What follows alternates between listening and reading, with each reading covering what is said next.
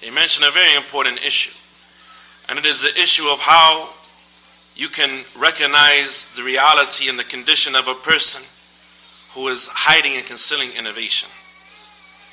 What are the characteristics that make a person from the mudhabdhabin, from the unstable ones, from those that should be left, from those that shouldn't be sat with?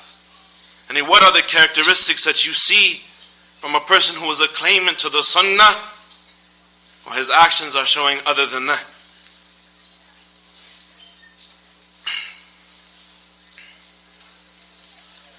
There are a number of things that were mentioned. From them, النظر إلى خلانه وأصحابه وأخدانه ومجالسه وبطانته. That you look at those that he sits with and those that he accompanies.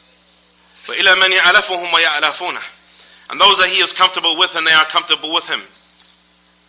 ويودهم ويودونه. And that he loves and that they love him. ويطمئن ويرتاح لهم. ويطمئنون ويرتاحون إليه. And he knows that he is at rest with and those that are resting at peace with him. وَيَنْزِلُ عِنْدَهُمْ وَيَأْوِي إِلَيْهِ. And he knows that he visits and those that he stays with and so on and so forth when he is traveling and the likes of these affairs. He said, when you see a person in the company and finding comfort and being close and in harmony with a person who was not upon the manhaj of the Salaf al-Salih, from the people in his zaman, in his time, in the land that he lives in. فَعْرِفْ أَنَّهُ لَيْسَ عَلَى السُنَّةِ يَسِيرُ. Then know that he does not walk upon the sunnah. وَإِذَا قَالَ مَا قَالَ أَوْ تَحَجَّجَ أَوْ تَغَطَّ بِشَيْءٍ. He said, وَإِنْ قَالَ مَا قَالَ أَوْ تَحَجَّجْ وَتَغَطَّ بِشَيْءٍ. He said, even if he may say whatever he may say, or try to hide it, no matter how hard he tries to hide it. As I remember a person who now has some issues that are being dealt with, and we ask Allah Tabaraka wa Ta'ala to guide him back to his senses, because he knows better. He told me years ago, a particular brother, he told me years ago, about a man whose name was Abdul Azim al-Badawi al-Qutbi. He was close to Muhammad Hassan, and was Haq al-Huwaini, and what is called al-Madrasat al-Iskandariya, and he from the Qutbiyin. And he a person who was known to be with him and support the people of innovation and so on and so forth, that has found many places in his book the praises of Sayyid Qutb, and the Mashaykh of the Sunnah have won against him min zaman, from a long time ago. I remember this particular brother, he said that I never heard anything clear about his situation. I never heard anything clear about his situation from the people of knowledge. Just some of what the students of knowledge said, but nothing clear about his situation. I mean, they claim that he praises Sayyid Qutb, but I mean, really, does that remove him from Salafiyah? I can't treat a Sunni like a Bid'i. I can't treat a Sunni like a Bid'i. So you see that those people, the closer that they get to those ones that they claim that they are being balanced by getting close to, the closer they get to those people, the farther they get from their brothers. The more comfortable they feel with those people, the more uncomfortable their brothers feel with them. They say, Ya akhi ish hada. What in the world are you talking about? And you be safe. And you save yourself. If you have doubt, then what do you do when you doubt? Pause. Push pause. Don't do anything. If it's not clear to you, don't go visit the man when he visits America. Go out of your way, drive hours out of your way to go sit with the person who is known to be upon dalala.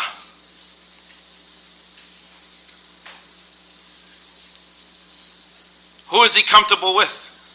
Who does he sit with? When you hear something that the Mashaykh they say, and you hear it over and over again throughout the years, about a person that at one time was close to the ulama of the Sunnah, the ulama of the Salafiyyin, the Kibar, and they'll say about a person a statement, and perhaps you will hear a scholar at some point, or I've heard a scholar make this statement, that we haven't seen so-and-so in a very long time. We haven't seen so-and-so in a very long time. It would be one thing if so-and-so lived in the east and they lived in the west. But the people of the Sunnah are minority everywhere. And the people of deviation are majority everywhere. And when the ulama say that they haven't seen somebody that is from their students in a very long time, that means a whole lot. That means a whole lot, because if they are in Medina, or if they're in Mecca, or if they're in Jeddah, or if they're in Riyadh, and they're not with the ulama, who are they with? If they're not with the people of the Sunnah, are they in their house playing Xbox? What else could they be doing? Who else could they be rubbing elbows with? So this is from the signs that will show you what a person is upon. Who is he with? Who does he find comfort with? The people, they come with that weak shubha, saying, I can't treat a person of the Sunnah like a person of bid'ah. I haven't heard anybody remove him from the Sunnah. A joker got to be declared an innovator before you leave him alone. A scholar has to say about Fulan mubtadi'. This man is a mubtadi'. And the scholars are careful on what they say. If a scholar calls somebody an innovator and that spreads to the masses of the people, and they don't understand the reason why they were called an innovator, because a tabdi' min uqubat al-shar'iyya, because a tabdi', declaring somebody an innovator, is a punishment in the religion. And so the scholars, they weigh the harms and the benefits of putting that all the way out there. And it is enough that the scholars say, leave him alone. Leave him alone. Give him some breathing room. Just leave it alone.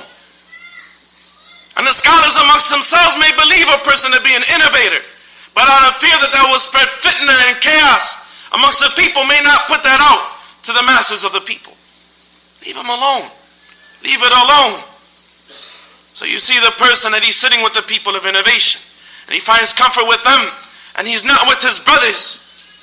And he comes with that doubt, as we heard from people. He comes with the doubt that we heard from people. None of the scholars declared him to be an innovator. Ya akhi, what do you want to happen? You want a scholar to write a 500-page book against a joker before you take a position? What do you want to happen at the end of the day? None of the scholars declared him to be an innovator. It's enough to leave him alone that the scholars warned against him. They saw it in hirafat manhajiyah, manhaj deviations from this person. They said, "Turku, leave him alone.